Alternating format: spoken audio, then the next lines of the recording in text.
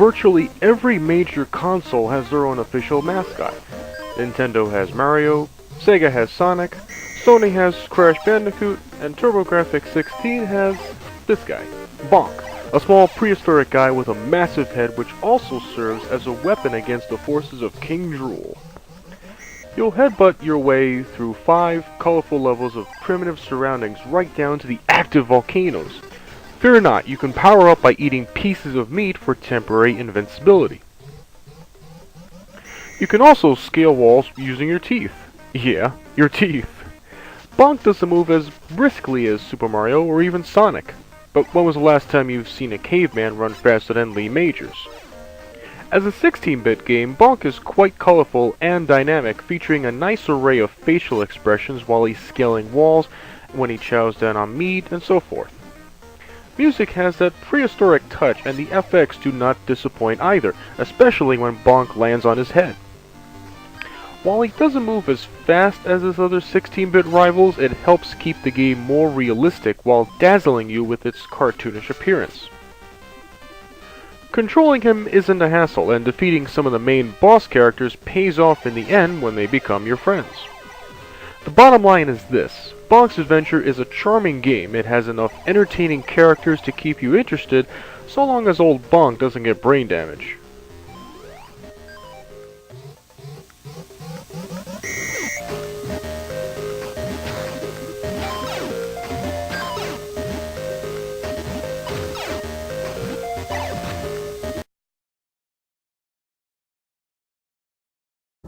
Alright, Strider, the game of the year in 1990. Damn, this game is awesome.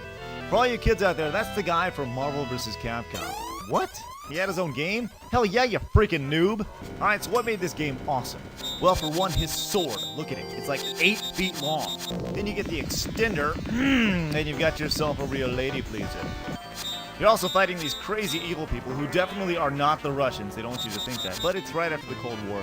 Yeah, it's the Russians. For some reason, all the not-so-red army has incredible mechanical powers, like here at the end of level 1, where all the governors turn into a crazed Japa-Russian dragon thing. Oops, that was easy. Then level 2, you try to slide under this wall to fight this giant metal monkey, but if you don't make it, it's death by wolf mauling. Awesome. This game was pretty tough because you never knew what exactly was hitting you. But it's cool because it was 1990 when this was released. As I said on Side Scrollers, best game on the Genesis.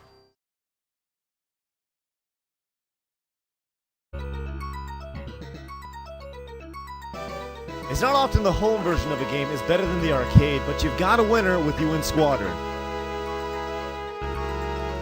Choose from 3 characters, 6 planes, and a ton of viable weapons to take on the bad guys in this masterpiece. Cool levels like the forest, the desert, aerial fights, the ocean, and huge bosses. Great music, great graphics, and most importantly, it's fun as hell to play. If I could hunt this game, I would. It's UN Squadron.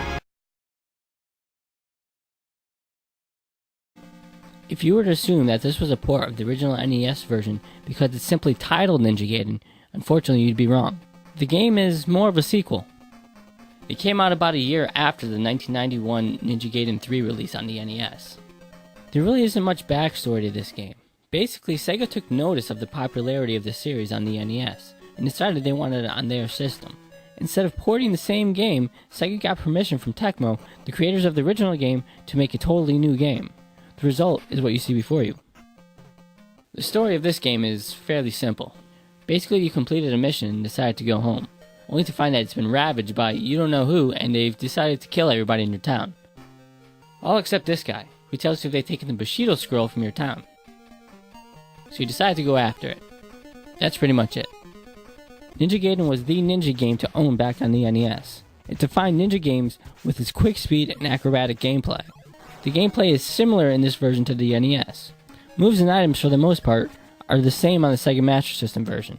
However, this version has a little edge coming out later by having a few more extras here and there. I honestly prefer the speed of this version over the NES version.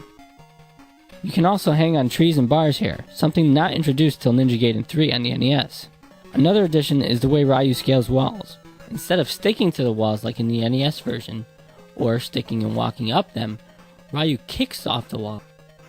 It really makes Ryu feel more like a ninja and just looks cooler. The graphics department is where the game really suffers somewhat. This is the biggest complaint about the game. The backgrounds are very bland and uninteresting, and the same could be said about the regular enemies in the game. The bosses at the end of each stage actually look pretty decent, and so does the main sprite for your character Ryu. The flaws of the graphics, however, don't ruin the gameplay. The game sound is pretty standard, nothing great, nothing horrible. The difficulty of the game is pretty much on par with the other Ninja Gaiden games. The controls of the game are just as good as the NES version. There really is no difference, so there's no complaint. There's a couple things about the game that are kind of funny and some kind of annoying. Has there ever been a game with midgets in it? I don't really know of any, but just with anything, if you throw midgets in, it just makes it more fun. And where do they get these guys? I mean, they've been in like almost every Ninja Gaiden game. They just run and try to poke you or something. I mean, how do you hire these guys? You just say, okay, I just want you to run with a knife and poke people. And just keep running. Don't go back and like, hit them some more. Just run. And what the hell is with these fucking birds, man? They're fucking possessed, man. Well, where can I get a bird that does this? It just follows you around and just pecks the shit out of you. I want a fucking bird. Is there a bird trainer that just, teaches evil birds and stuff? I would like one. These samurai guys remind me of Jim Belushi from Saturday Night Live. The only thing is they're kind of spastic. I guess he was too, but look at these guys. They're going nuts. Though I do enjoy the sense of speed in the game, you'll find through poor level design, it could hurt you sometime. One moment you're running along, then bam, in the pit you go. However, with all its flaws, Ninja Gaiden for the Sega Master System is still a good game. And I really do recommend it, especially to those fans of the Ninja Gaiden series. Rock'n'Roll Racing on the SNES, and then later ported to Genesis and Game Boy Advance. You had tons of different characters to choose from. You had the Chewbacca, the Elf Chick, the Punk, Don't Care, and the generic Rockstar. As well as your daily choice of villains like the Alien, the Slug, Mel Gibson, the Eskimo, and God only knows. The stage is set. The green flag drops. Like all racing games, you had to have weapons. You had mines you can drop, you had missiles you can shoot, and even your enemies shot at each other. Isn't that great AI? Olaf, Look at this, I'll take this out the sky right now. Ah, gotcha. Though sometimes it was pretty difficult to line up the shots. God damn it. Tarquin, Wait, powers I'll up. get. Oh, god damn it. Ah, finally! Ah, you gotta love those licensed songs for the soundtrack. And the graphics were pretty sweet too, though I don't really want to know what that green stuff there is though. So, what sucks about Rock'n'Roll Racing? Olaf is headed the wrong way. Oh yeah, that commentator. Rip is about to blow. Oh, shut up, will you? Snake, powers up. I said shut up! He's so annoying! Tarquin, Have a look how much powers air you get whenever you use a boost on a jump. Whee! Here I go again. Holy Toledo! But aside from that guy, this game rocks!